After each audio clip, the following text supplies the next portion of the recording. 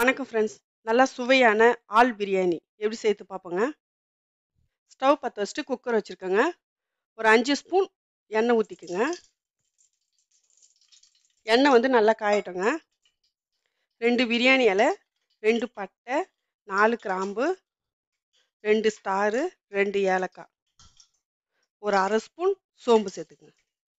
ஸ்லோலே வச்சு நல்லா பொரியட்டோங்க. 3 வெங்காயம் நீட்டு வகையில் கட் பண்ணி வச்சுருக்குங்க, அதையும் சேர்த்துக்குங்க.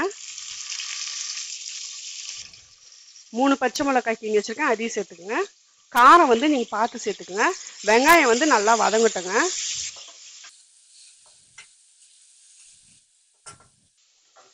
பாருங்க, வெங்காயம் வந்து நல்லா வதங்கிடுச்சு. இது கூட வந்து ஒரு 2 ஸ்பூன் இஞ்சி பூண்டு பேஸ்ட் சேர்த்துருவோங்க. இஞ்சி பூண்டு பச்சை வாசனை போகிற அளவுக்கு நல்லா வதக்கிக்குங்க.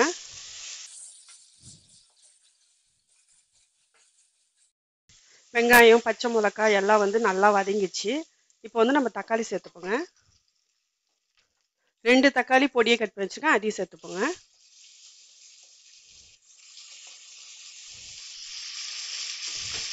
கூட வந்து கொஞ்சமாக புதினா சேர்த்துப்போம். உப்பு தேவையான அளவுக்கு சேர்த்துப்போம். தக்காளி வந்து நல்லா சாஃப்டாக வதங்கட்டுங்க.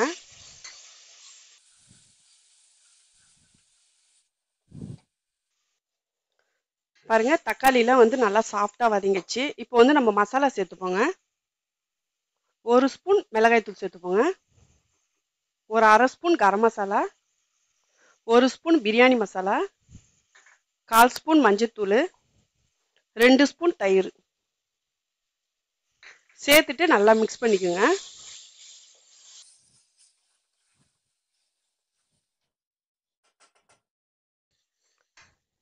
மசாலாவோட பச்சை வாசனை போகிற அளவுக்கு நல்லா வதக்காச்சுங்க. இப்போ வந்து நம்ம உருளைக்கிழங்கு சேர்த்துப்போம். 1/2 கிலோ உருளைக்கிழங்கு வாங்கி க்ளீனாக கழுவிட்டு சின்ன சின்ன பீஸாக இதில் கட் பண்ணிக்கோங்க. அது சேர்த்துக்குங்க. சேர்த்துட்டு நல்லா கலந்து விட்டுக்குங்க. உருளைக்கிழங்கு சேர்த்து நல்லா கலந்து விட்டாச்சுங்க. இப்போ வந்து நம்ம தண்ணி சேர்த்துப்போங்க. நான் வந்து 2 கப் அரிசிக்கு 4 கப் தண்ணி சேர்த்துக்கிறேங்க. தண்ணியை சேர்த்துட்டு நல்லா கலந்து விட்டுக்குங்க. இது கூட வந்து ஒரு அரை லெமன் சேர்த்துக்குங்க.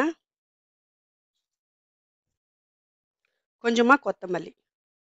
தண்ணி கொச்சதுக்கு அப்புறம் நம்ம ரைஸ் சேர்த்துப்போங்க. 2 கப் சாப்பாட்டு அரிசி சேர்த்து நல்லா க்ளீனாக கழுவிட்டு 10 நிமிஷம் ஊற வச்சு வச்சுருக்கோங்க. தண்ணி கொதிக்குது. இப்போ வந்து நம்ம ரைஸ் சேர்த்துப்போங்க.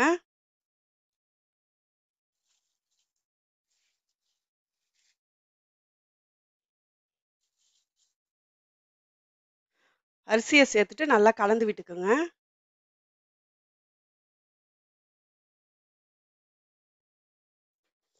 கலந்து விட்டாச்சுங்க. இப்போ மூடி போட்டு ஒரு 3 விசில் வரட்டுங்க. 3 விசில் வந்துச்சு. ஓப்பன் பண்ணி பார்ப்போங்க. பாருங்க, எவ்வளோ சூப்பராக உதிரி உதிரியாக வந்திருக்கு.